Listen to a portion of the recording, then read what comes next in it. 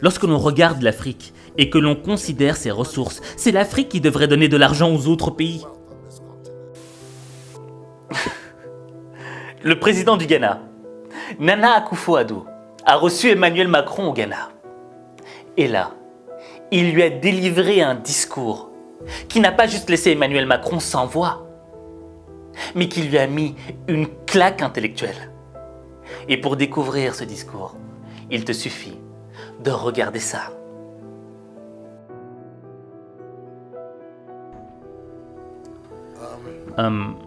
J'espère que le commentaire que je m'apprête à faire au sujet de ce problème ne va offenser personne dans cette salle. Nous ne pouvons plus continuer à mener dans nos pays, dans nos régions, dans notre continent, une politique sur la base de l'aide de l'Occident, de l'Europe, de l'Union européenne ou encore de la France. Cela n'a pas marché, ça ne marche pas et ça ne marchera pas. Il est de notre responsabilité de trouver des moyens pour développer nos nations par nous-mêmes.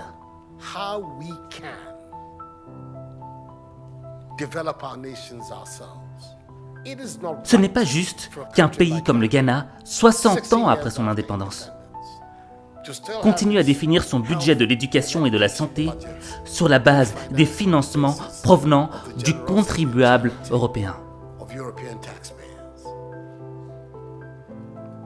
Au stade où nous sommes, nous devrions être capables de financer nous-mêmes nos besoins de base. Nous allons considérer les 60 années à venir comme une période de transition, à l'issue de laquelle nous pourrons voler de nos propres ailes. Notre objectif n'est plus de compter sur ce que le contribuable français pourra nous donner. Nous accepterons cependant tout apport que le contribuable français pourra nous apporter à travers son gouvernement. Nous n'allons évidemment pas tourner le dos à tout apport de l'autre. Cependant, malgré tout ce que le continent a subi, le continent africain reste celui qui détient plus de 30% de toutes les ressources naturelles les plus importantes du monde. C'est le continent qui a de vastes terres fertiles et la plus grande population jeune. Ce qui constitue une énergie et un dynamisme dont ce continent a besoin. Regardez ces jeunes qui font preuve d'ingéniosité pour traverser le Sahara et la Méditerranée.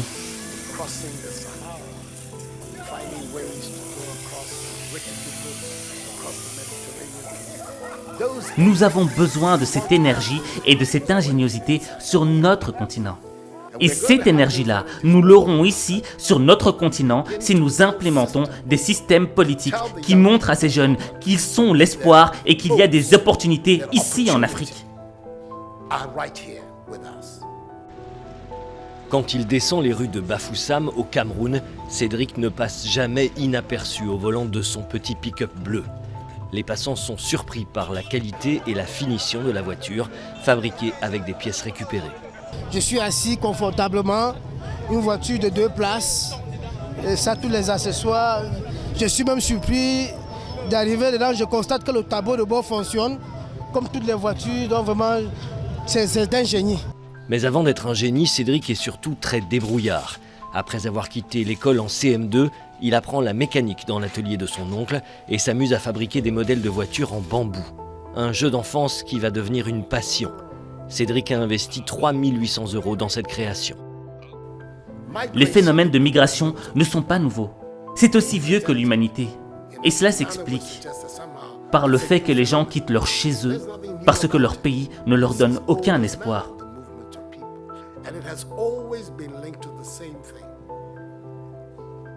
The failure of where you are to provide you with an opportunity, so you move somewhere else. Those of you who are familiar with 19th century. Ceux d'entre vous qui connaissent l'histoire de l'Europe savent que les grandes vagues d'immigration en Europe au XIXe siècle partaient d'Italie et d'Irlande.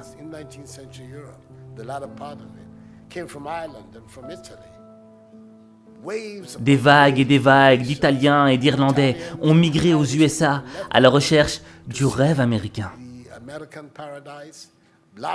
Parce qu'il n'y avait pas d'opportunité de travail en Irlande et en Italie. Aujourd'hui, vous n'entendez plus parler de cette immigration-là. Les jeunes Italiens et Irlandais restent chez eux.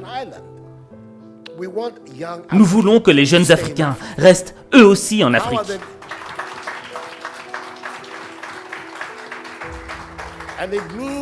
Pour cela, nous devons refuser cet état d'esprit d'assister. Cet état d'esprit qui consiste à demander ce que la France fera pour nous. La France peut faire ce qu'elle veut de son propre gré, et si cela coïncide avec nos intérêts, tant mieux, comme on dit en français. Mais notre principale responsabilité en tant que leader et en tant que citoyen, c'est de développer nos propres pays, de mettre sur pied des systèmes de gouvernance qui nous permettront d'avoir des leaders responsables de leurs actes et qui utilisent les moyens mis à leur disposition pour le bien du peuple et non pas pour leur propre intérêt. Notre préoccupation devrait consister à nous demander ce que nous devons faire pour éviter que l'Afrique ne continue à mendier de l'aide et à demander de l'aumône dans ce 21e siècle.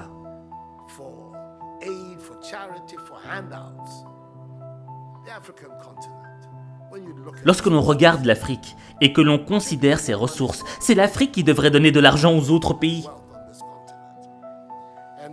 Sans vouloir offenser le président français, car je suis francophile et je n'ai aucun problème avec la coopération française.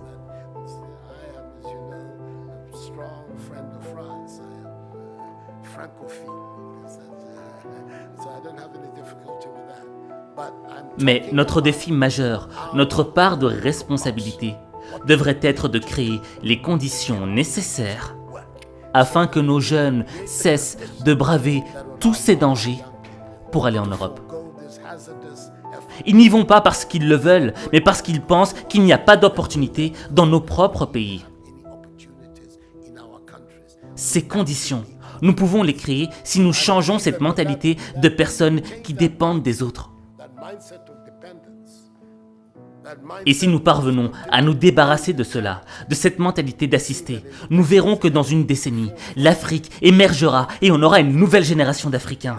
Et à ce moment, les indépendances dont on a parlé pendant la période dite de l'indépendance deviendront réelles et effectives. J'espère qu'en disant cela, je n'offense personne dans l'assistance. Ceci est ce à quoi je crois fermement. C'est pourquoi le slogan de mon mandat est « Nous voulons construire le Ghana sans recours aux aides ». Un Ghana qui est indépendant, un Ghana qui se suffit, un Ghana qui vole de ses propres ailes. Nous pouvons le faire si nous avons le bon état d'esprit. Monsieur le Président, voilà la contribution que je veux apporter.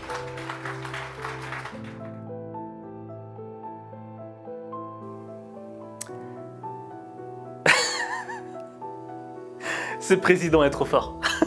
Ce président du Ghana est trop fort. Parce qu'il est là, il délivre un discours et après il dit « Hey, j'espère que j'ai blessé personne, hein, ok? Ouais, cool, hein. Mettez-vous à l'aise, mettez-vous à l'aise. Je vais juste vous mettre une petite fessée intellectuelle. » C'est un discours qui est rempli de vérité. D'accord? Et je pense que l'élément le plus important à retenir dans ce discours, c'est l'aspect de la dépendance. Il le dit. Il ne faut plus que l'Africain soit dépendant de la main qu'il nourrit. Le problème, c'est quoi? C'est que ce soit à l'échelle d'un pays ou que ce soit à notre propre échelle individuelle, souvent, on est très souvent dépendant des autres. Dépendant d'un job, dépendant d'une personne qu'on aime. Au fait, on attend qu'on nous donne les choses. Mais quand on est dans cette position de dépendance, entre guillemets, on est soumis. Et lorsqu'on est soumis, cela signifie que l'on devient un spectateur de sa vie. Parce que le changement ne vient pas de nous. Le changement vient de celui qui nous donne la chose. Et là, le président Nana Akufo-Addo, il a compris que le vrai changement ne viendrait pas des autres, mais qu'il viendrait de nous-mêmes, de l'intérieur. Je le dis souvent, la seule variable du changement de ta vie, c'est toi. Tu es la seule variable.